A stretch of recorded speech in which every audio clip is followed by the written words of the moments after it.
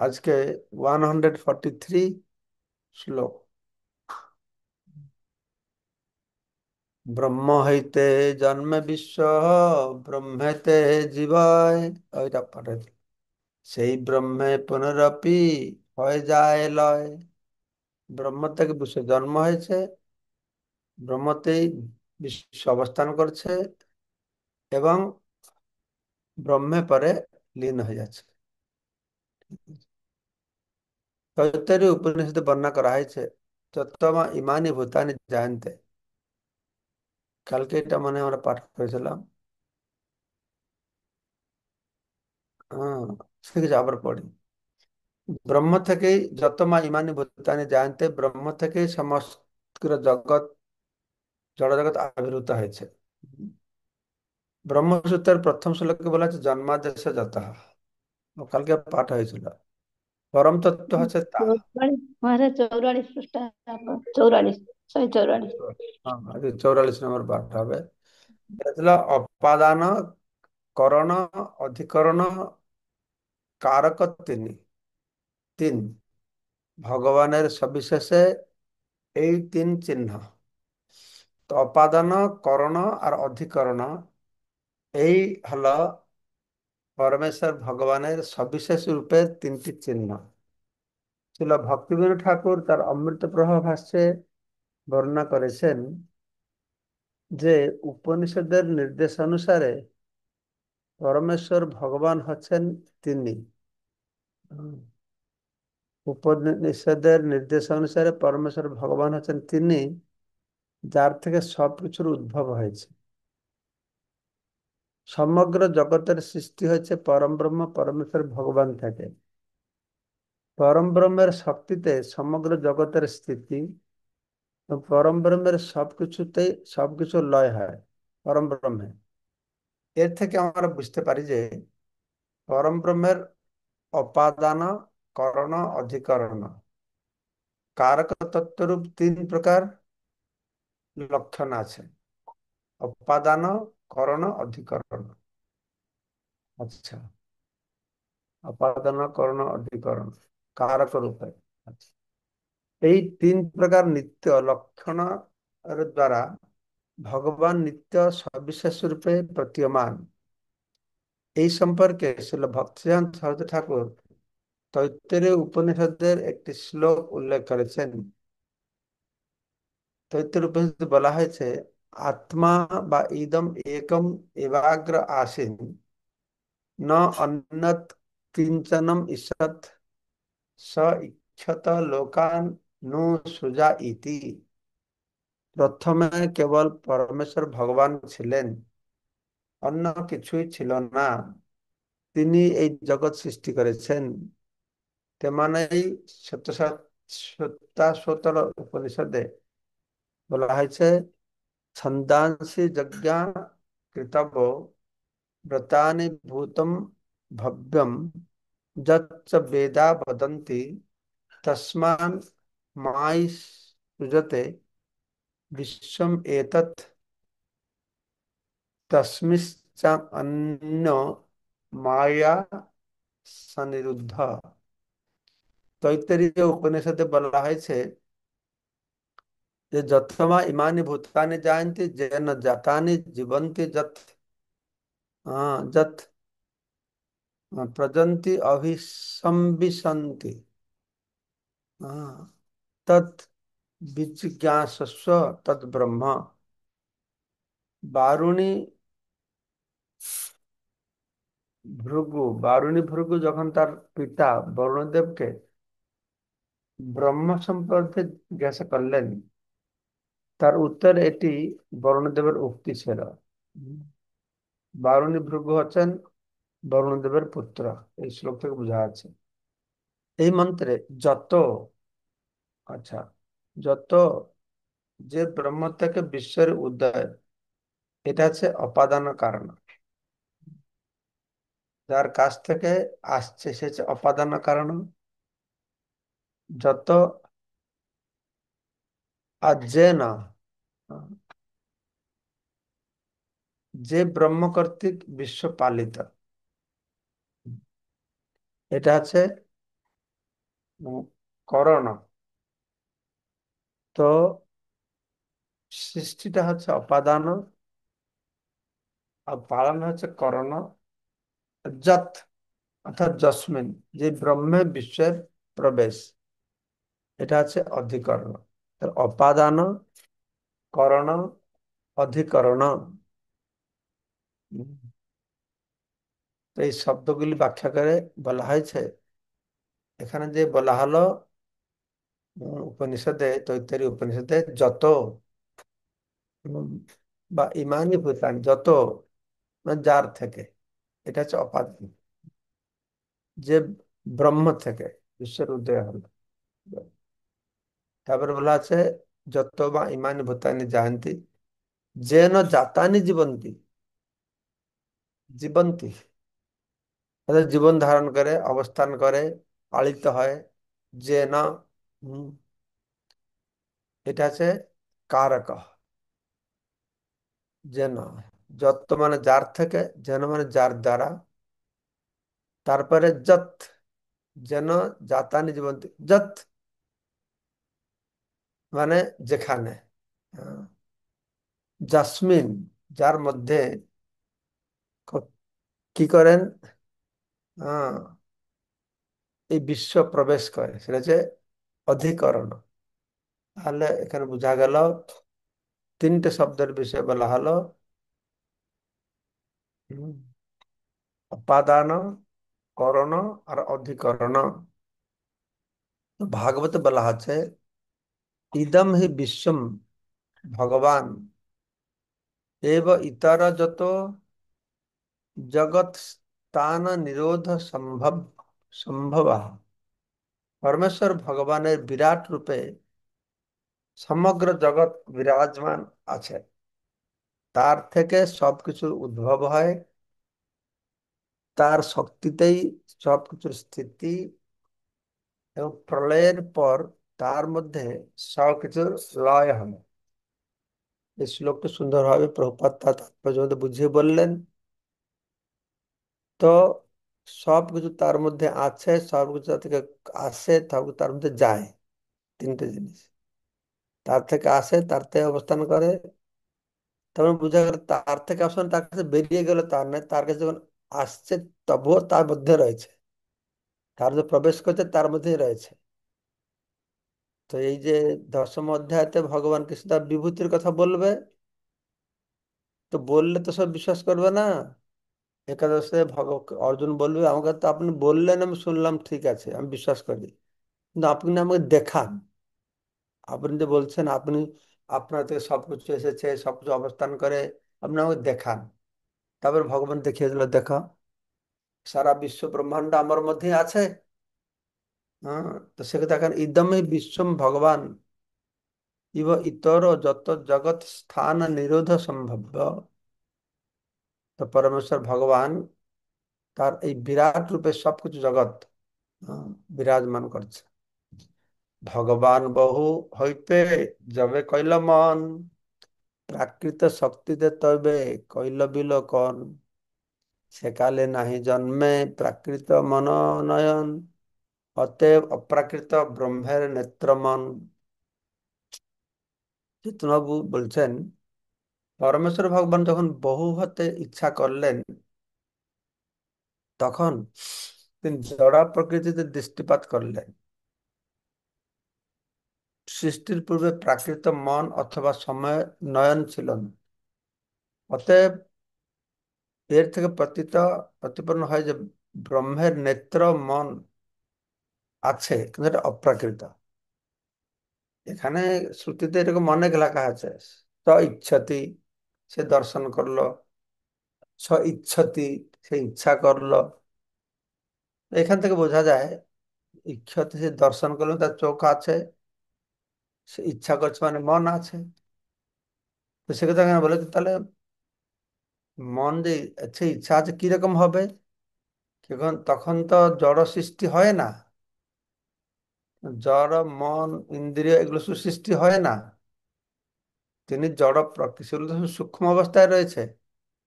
তিনি জড় প্রকৃতির উপরে দৃষ্টিপাত করেছেন, তারপরে তো জড় মন ইন্দ্রিয় সব প্রকাশিত হয়েছে। এই সৃষ্টির পূর্বে প্রাকৃত মন অথবা নয়ন ছিল না। তো এখান থেকে বোঝা যাচ্ছে ব্রহ্মের যে নেত্র মন আছে, হ্যাঁ, ভগবান বহু হইতে যবে ইচ্ছা কইল মন, তার মানে মন আছে। আর প্রাকৃত শক্তি তবে কইল বিলোকন, দর্শন তো চোখ আছে। তখন তো জড় মন চোখ ছিল না, তো তাহলে কি হলো? এই চোখ আর মনটা কি? এটা হচ্ছে চিন্ময় দিব্য। এই যে ছান্দোগ্য উপনিষদ থেকে বলা আছে, তদ ইচ্ছাত বহুসং প্রজায়ে। তদ ইচ্ছাত, তিনি নিরীক্ষণ করলেন, দর্শন করলেন। এই শ্লোকে প্রতিপন্ন হয়েছে যে পরমেশ্বর ভগবান বহু হবার বাসনা করেছিলেন এবং জোড়া প্রকৃতির প্রতি তার দৃষ্টিপাতের মাধ্যমে জগৎ সৃষ্টি করেছেন। উম, তৎ ইচ্ছাত বহুসাং প্রজায়ে, বহু সৃষ্টি করলেন। উম, অর্থাৎ জড় জগতের সৃষ্টির পূর্বে পরমেশ্বর ভগবান জড় প্রকৃতির প্রতি দৃষ্টিপাত করেছিলেন, তখন জড় সৃষ্টি হয় না, তারপরে দৃষ্টিপাত করেছেন। জড় সৃষ্টির পূর্বে জড় মন বা জড় চক্ষু ছিল না। তাই যে মনের দ্বারা ভগবান সৃষ্টি করার অভিলাষ করেছিলেন তা অপ্রাকৃত, এবং সেই চক্ষু দ্বারা তিনি জড় প্রকৃতির প্রতি দৃষ্টিপাত করেছিলেন তা অপ্রাকৃত। অতএব ভগবান মন, চক্ষু ও অন্যান্য ইন্দ্রিয় হচ্ছে অপ্রাকৃত। ভগবান যে কোনো ইন্দ্রিয় দিয়ে যে কোনো কর্ম করতে পারেন। আমি শুনেছি এমনকি মুসলমানদের কোরআনেও বর্ণনা করা হয়েছে, সেখানে চেয়ার আছে, চেয়ার উপর বসে আছেন ওনার যে খোদা, উনি নির্দেশ দিচ্ছেন। বিভিন্ন রকমের কথা আছে যেখানে কি যে ভগবানের রূপ আছে বলে তার প্রমাণ পাওয়া যায়। ব্রহ্ম শব্দে কহে পূর্ণ স্বয়ং ভগবান, স্বয়ং ভগবান কৃষ্ণ শাস্ত্রের প্রমাণ। তো ব্রহ্ম শব্দে পূর্ণ পরমেশ্বর ভগবানকে নির্দেশ করা হয়েছে। তিনি হচ্ছেন কৃষ্ণ। এটি সমস্ত বৈদিক শাস্ত্রের প্রমাণ। এটা কার সন্দেহ থাকা উচিত নয়। আচ্ছা, এর এর ব্যাখ্যা দিয়ে তাৎপর্য যদি প্রভুপাদ বলছেন, ভগবদ গীতাতেও এই সত্য প্রতিপন্ন করে ভগবান বলেছেন, বেদেশ সর্বৈর অহমেব বেদ্য, সমস্ত বৈদিক শাস্ত্রের পরম তত্ত্ববস্তু হচ্ছেন কৃষ্ণ, সকলে তাকে খুঁজছে। ভগবত গীতার আরেকটি শ্লোকে এই সত্য প্রতিপন্ন করে বলা হয়েছে, বহুনাং জন্ম নামান্তে জ্ঞানবান মাং প্রপদ্যন্তে বাসুদেব সর্বমিতি স মহাত্মা সুদুর্লভ। বহু বহু জন্মের পর যথার্থ জ্ঞানবান আমাকে সর্বকারণের পরম কারণ বলে জেনে আমার শরণাগত হয়। এই ধ্যানের মাহাত্ম্য অত্যন্ত দুর্লভ। হম এই ধরনের মাহাত্মা, এই ধরনের মাহাত্ম্য অত্যন্ত দুর্লভ। বাসুদেব সর্বমিতি, সবকিছু ভগবান। হম। বৈদিক শাস্ত্র অধ্যয়ন করার ফলে যখন প্রকৃত জ্ঞান লাভ হয়, তখনই কেবল বাসুদেব ভগবান শ্রীকৃষ্ণের শরণাগত হওয়া যায়। বাসুদেব বসুদেব পুত্র বাসুদেব, সেজন্য ভাগবতে বর্ণনা করা হয়েছে, বাসুদেবে ভগবতী ভক্তিযোগ প্রয়োজিত জনয়তি আশু বৈরাগ্যম জ্ঞানম সুজাত অহিতুকম ধর্ম সুনিষ্ঠিত পুংসা বিচক্ষণ কথা সুজা ন উৎপাদে যতি শ্রময় বহি কেবলম। এই বাসুদেব নিয়ে কি হয়? বাসুদেব হচ্ছে পরমাত্মা। হুম। বাসুদেব হচ্ছে শুদ্ধ সত্য স্তর। সেই স্তরে না গেলে ভগবানকে বোঝা যাবে না। আমার মনে হয় শাস্ত্রে তো এই বাসুদেব কথা আছে, কিন্তু যারা ভক্ত নয়, আমরা বাসুদেবকে বসুদেব পুত্র বাসুদেব ওম নমঃ ভগবতে বাসুদেব বলে ভাগবত কথা শুরু করে, বসুদেব পুত্র বাসুদেব। কিন্তু আমার মনে হয় তারা, যারা ভক্ত নয়, তারা অন্যভাবে এই বাসুদেব শব্দটা বর্ণনা করে, অন্যভাবে দেখায়, দেখে মানুষের মধ্যে সন্দেহ সৃষ্টি করে। ঠিক আছে। তো বেদের নির্দেশ অনুসারে উম, বাসুদেবকে জানাই হচ্ছে প্রকৃত জ্ঞান।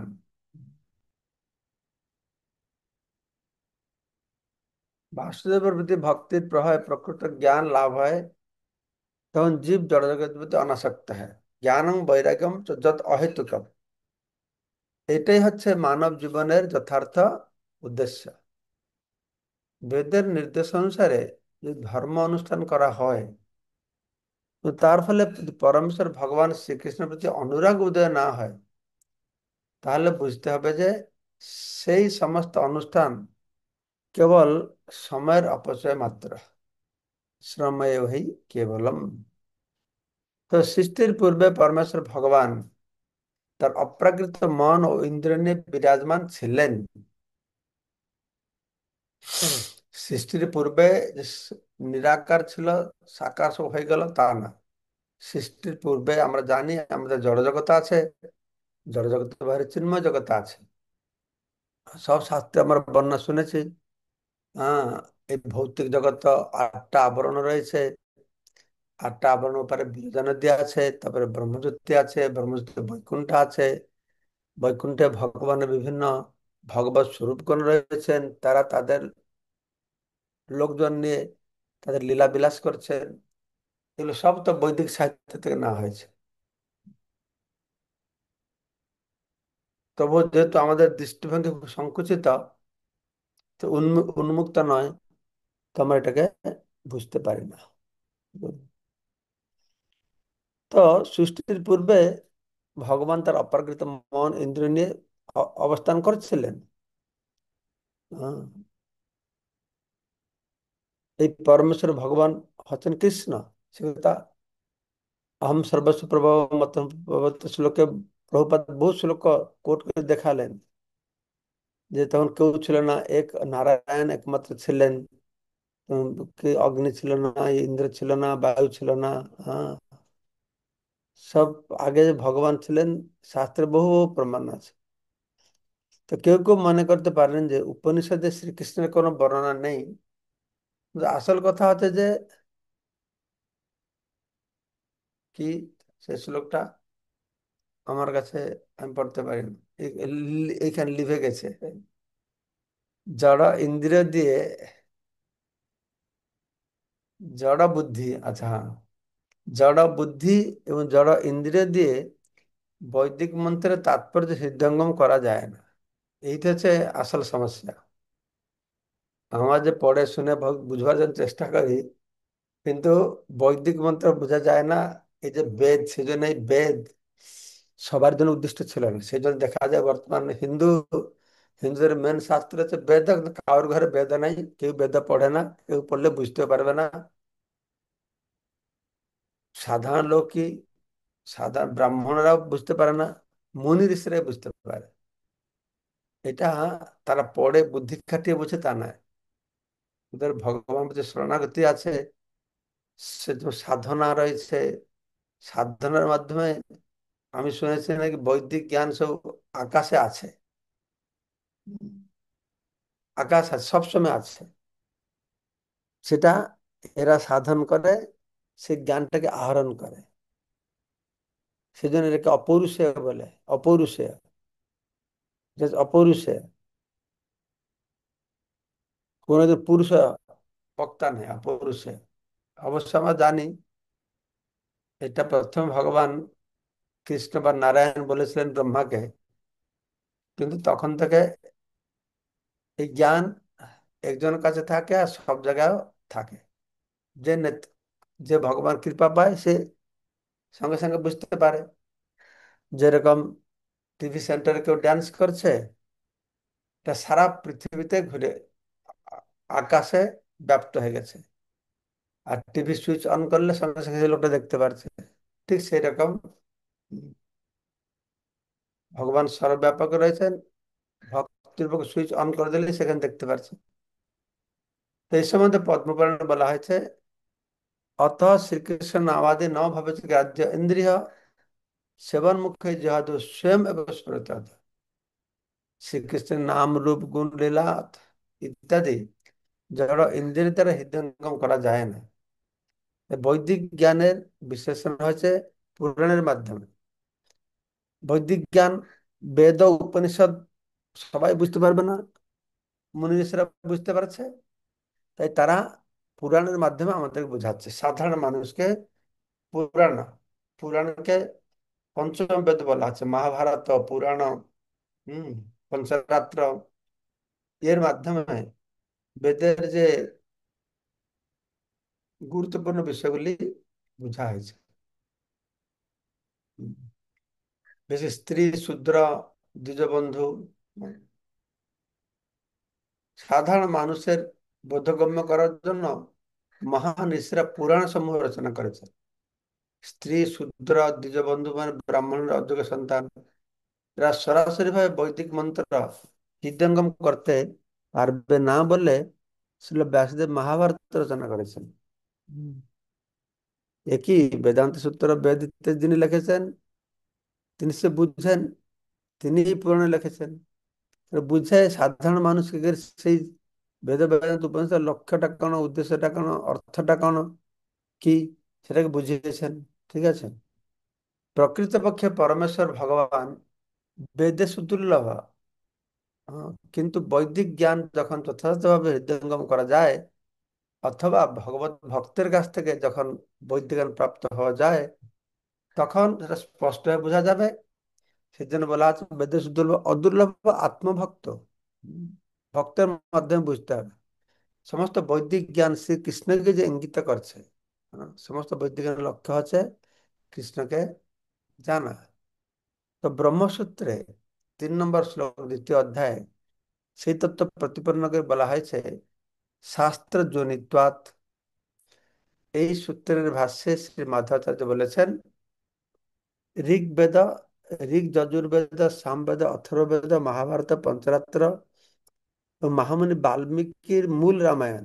এখন অনেক রকমের রামায়ণ বাড়ছে, সে সে রামায়ণ নয়, বাল্মীকি যে রামায়ণ, এগুলি হচ্ছে বৈদিক শাস্ত্র।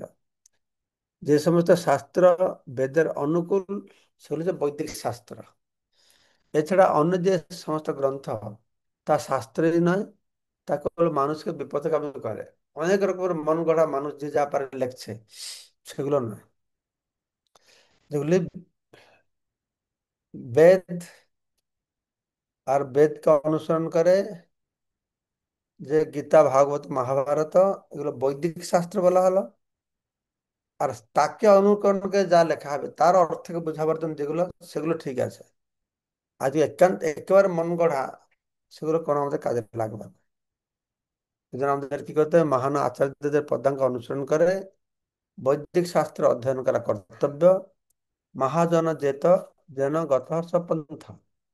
মহাজনদের পদাঙ্ক অনুসরণ না করলে বৈদিক শাস্ত্রের প্রকৃত তাৎপর্য হৃদয়ঙ্গম করা যাবে না। বেদের নিগূঢ় অর্থ বুঝানো না হয়, পুরাণ বাক্যে সেই অর্থ করয় নিশ্চয়।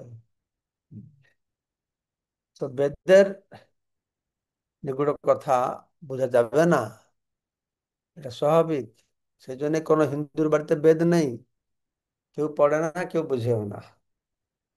সব হিন্দু বাড়িতে পুরাণ আছে, এটা হচ্ছে সিস্টেম। তবে কালকে আমরা 149 থেকে শ্রবণ করবো। ঠিক আছে, ঠিক 150 থেকে আমরা শ্রবণ করবো। 49 শ্লোকটা পড়ে নেই। অহো ভাগ্যম, অহো ভাগ্যম, নন্দ গোপ ব্রজৌকসাম, যস্মিন অত্র, যত মিত্র, সরি, অহো ভাগ্যম, অহো ভাগ্যম, অহো ভাগ্যম, নন্দ গোপ ব্রজৌকসাম, যত মিত্র পরমানন্দম, পূর্ণ ব্রহ্ম সনাতন। অহো, নন্দগোপ ব্রজবাসীদের ভাগ্যের সীমা নেই, যেহেতু পরমানন্দ স্বরূপ পূর্ণ ব্রহ্ম সনাতন তাদের মিত্র রূপে প্রকট হয়েছেন। অহোভাগ্য, অহোভাগ্য, কত ভাগ্যের কথা, কত ভাগ্যের কথা যে নন্দ গোপ ব্রজৌকসাম, ব্রজ উকসাম, উকসা মানে ব্রজবাসী, নন্দগোপ, গোপ ব্রজবাসী গণ। যত মিত্রম, তাদের মিত্রকে, না পরম আনন্দম, পরমানন্দ ঘন বিগ্রহ, আনন্দ ঘন বিগ্রহ ভগবান কৃষ্ণ স্বয়ং পূর্ণ ব্রহ্ম সনাতন। এবার আগামীকালকে আমরা 150 নম্বর শ্লোক থেকে শ্রবণ করব। বলুন মঙ্গলময় প্রভু কি। হরে কৃষ্ণ মহারাজ, প্রণাম দণ্ডবত। মহারাজ, এই শ্রীমদ ভগবত গীতার এই যে শ্লোকটা, বহুনাম জন্ম নামন্তে জনবান মাম প্রপদ্যতে, বাসুদেব সর্বমিতি স মহাত্মা দুর্লভ। মহারাজ, এই মাম এবং বাসুদেব, এই দুটো শব্দের মাধ্যমে কি আমরা প্রমাণ করতে পারি যে কুরুক্ষেত্রে যে কৃষ্ণ এসেছিলেন তিনি বাসুদেব? তিনি নিজেই বলছেন আমি বাসুদেব। হ্যাঁ, বলতে পারেন। ঠিক আছে মহারাজ, প্রণাম দণ্ডবত। তারপরে নন্দরানী মাতাজি।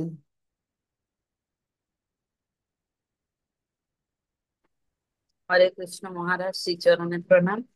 মহারাজ, এখানে এই যে তুলসীদাসের তাহলে যে রামায়ণ, ওটা কি প্রামাণিক নয়?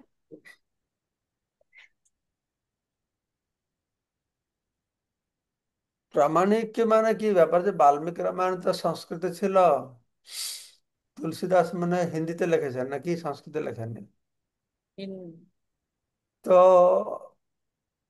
উনি, ব্যাপার যে কি, ভক্ত ভক্তির ভাবে জিনিস লেখে তো, অরিজিনাল কথাটা শুনতে হলে বাল্মীকি রামায়ণে কিছু কিছু ফরক যদি থাকে, বাল্মীকি রামায়ণে এরকম কথা বলা হয়েছে, তুলসীদাস আর অন্যরকম যদি বলা থাকে, তখন এটা বিচার করতে হবে, আর সমন্বয়টা কি হবে, কোনো উন্নত ভক্তের কাছে বসে বুঝতে হবে। বাল্মীকি তুলসীদাস রামায়ণকে যায় না, প্রভুপাদ ততটা গ্রহণ করেননি, বুঝতে পারছেন। কিন্তু কিন্তু এই দক্ষিণ ভারতে হেরা তো পুরা তুলসীদাসকে মানে, বলে ওইটাই না না, পুরাণ। কিন্তু দক্ষিণ দক্ষিণ উত্তরে সারা ভারতে তুলসীদাসকে রামায়ণকে সবাই মানে, যেহেতু উনার মাধ্যমেই পুরো রামায়ণটা মানুষের বেশি গোচরীভূত হয়েছিল, উনার পরেই রামায়ণ এতে লোকাদৃত হয়েছিল, বুঝতে পারছেন। লোকাল ল্যাঙ্গুয়েজ এটা প্রকাশ করা হলো।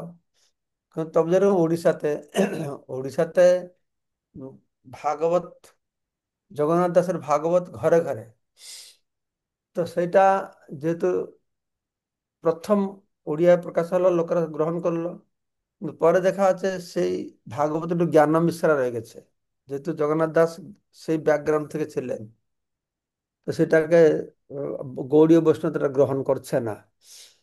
আর আমাদের বেঙ্গলে যেরকম, কার রামায়ণ আছে একটা, কৃত্তিবাস, কৃত্তিবাস রামায়ণ আছে না, সেটাতে বাঙালি, বেঙ্গলে জানি না বাঙালিরা কতটা পড়ে, কিন্তু আমি জানি কৃত্তিবাস রামায়ণ আছে।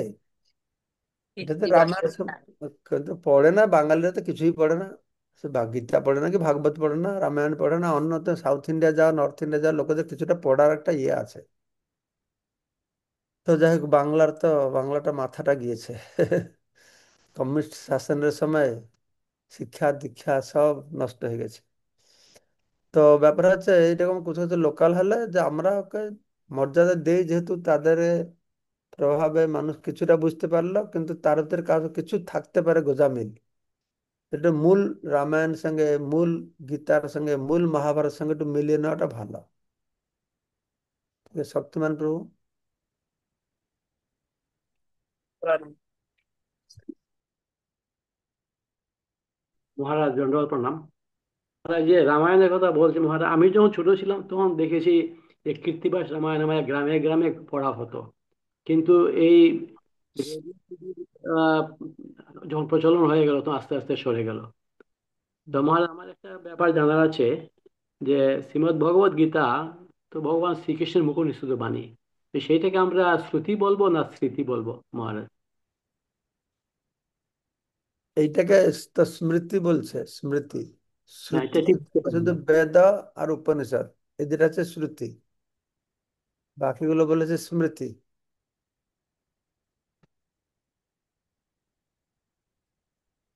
তো এটা তো অ্যাকচুয়ালি মানে ভগবান শ্রীকৃষ্ণ থেকে ডাইরেক্টলি আসছে মহারাজ।